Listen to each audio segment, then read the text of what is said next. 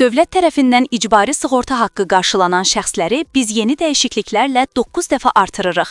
Biz göstəririk ki, bəlli kateqoriya insanların hamısı, uşaqlar, pensiyaçılar, əlilliyi olan şəxslər, işsizlər dövlət tərəfindən sığorta olunacaq.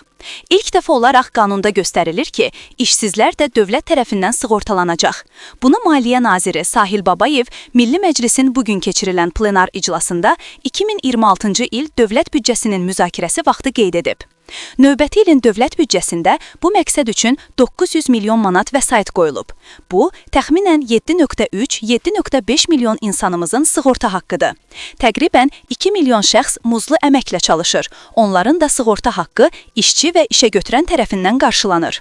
Fərdi sahibkarların da sığortası onlar tərəfindən qarşılanır. Yəni, minimum əhalinin 95%-i sığorta ilə bağlı tam əhatə ediləcək. Kimlər əhatədən kənar qalır? İşləyən, gəliri olan, gəlirini gizlədən, yəni qeyri-formal məşğul olan şəxslər, nazir qeyd edib.